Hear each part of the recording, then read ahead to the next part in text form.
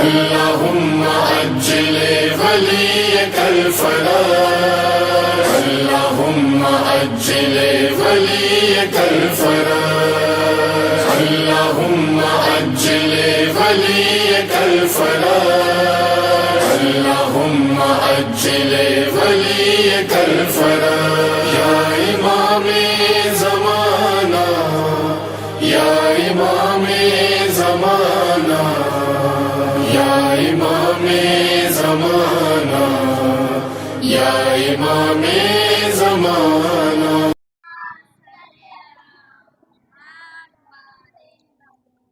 اعوذ باللہ من الشیطان اللعین الرجیم. بسم اللہ الرحمن الرحیم. وبہ نستعین وہو خیر ناصر ومعین. اما بعد فقد قال اللہ سبحانہ وتعالی فی محکم کتابہ المجید وفرقان الحمید وہو قول الحق. بسم اللہ الرحمن الرحیم. ان الدین عند اللہ الاسلام. مل کے صلوات پڑھیں محمد و آل محمد.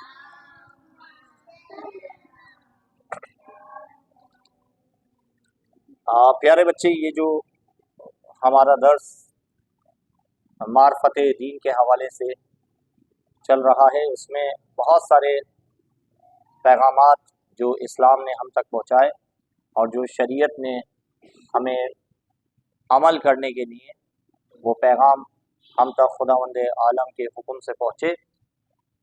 لازمی ہے کہ ہم ان احکامات کو جانیں اور ان پہ عمل پیدا ہو، تاکہ ہم بارگاہ خداوندی میں سرخرو اور کامیاب زندگی بسر کر کے اس کی بارگاہ میں حاضر ہو سکیں.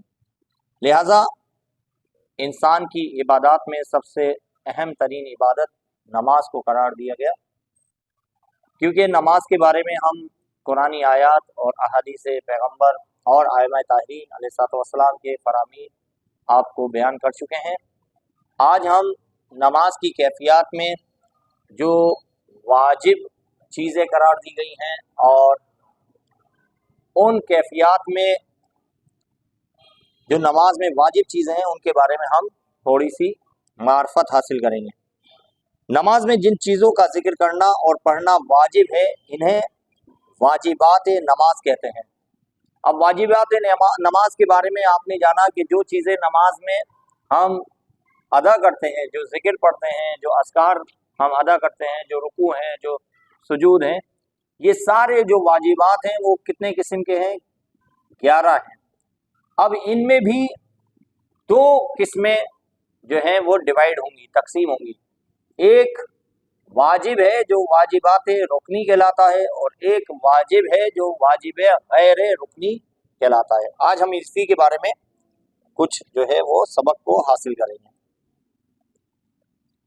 ان میں سے 5 ارکان جو ہیں، 11 جو واجبات نماز ہیں ان میں سے 5 ارکان جو ہیں وہ رکنی ہیں اور جو 6 ارکان ہیں وہ غیر رکنی ہیں.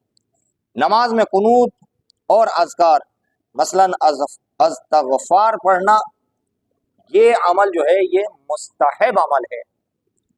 اب وہ باتیں جو رکنی ہیں نماز میں وہ کون سی ہیں اور جو غیر رکنی ہیں وہ کون سی ہیں؟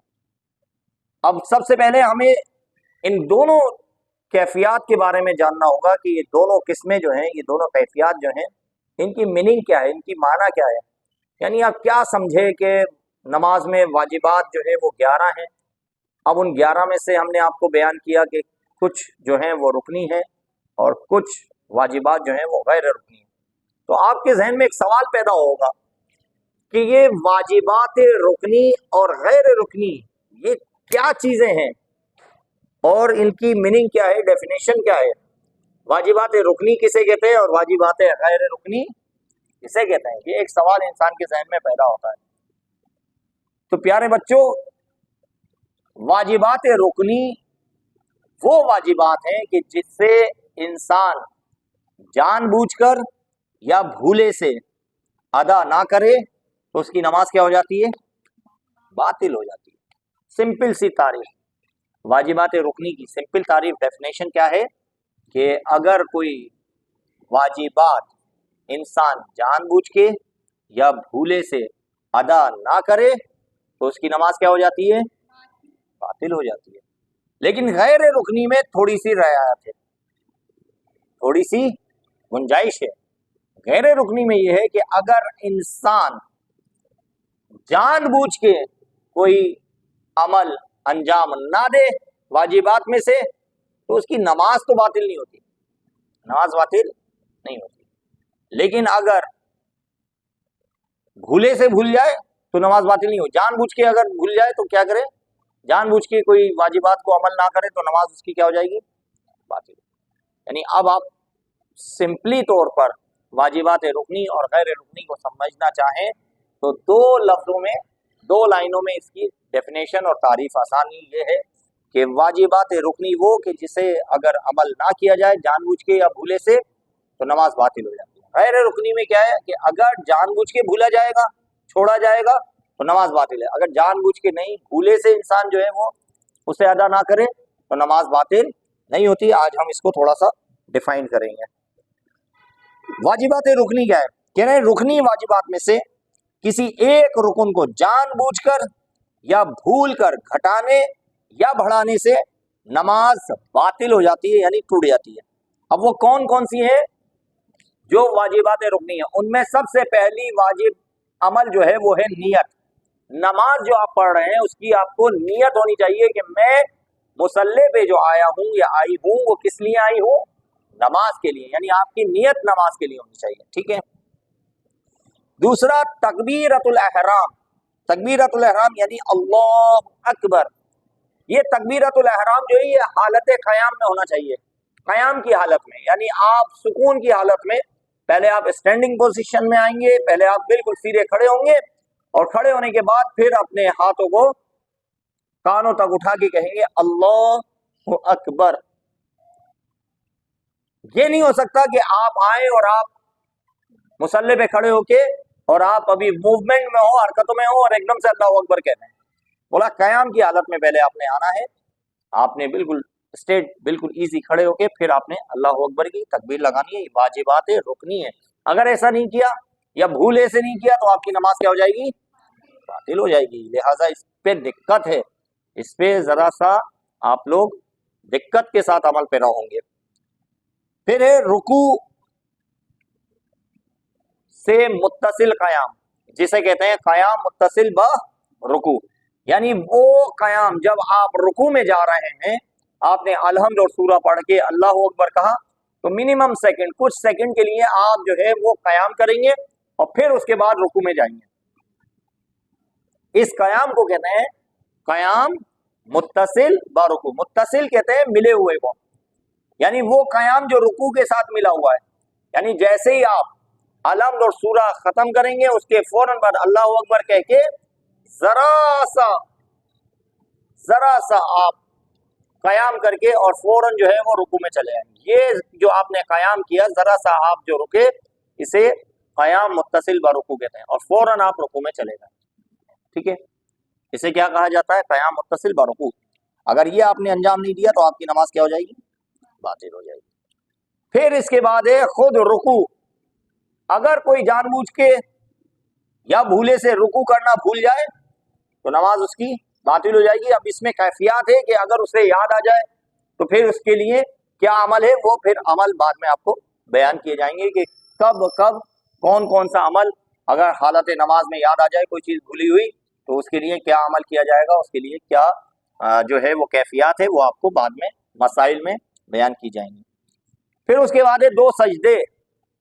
پانچواں جو واجبات رکنی ہیں وہ ہے دونوں سجدے، یعنی ہر رکعت میں 2 سجدے بجا لانا، یہ واجبات رکنی ہیں۔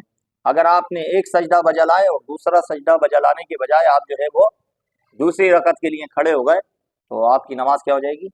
باطل ہو جائے گی۔ لیکن اس کے لیے پھر وہی کہوں گا کہ کیفیات ہیں کہ اگر آپ کو یاد آ جائے تو آپ کیا عمل کریں یہ آپ کو بعد میں بتائے جائیں گے۔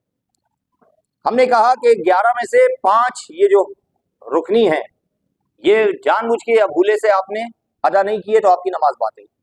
اور 11 واجبات میں سے جو نماز میں 11 واجبات ہیں ان میں جو 6 ہیں وہ ہیں غیر رکنی۔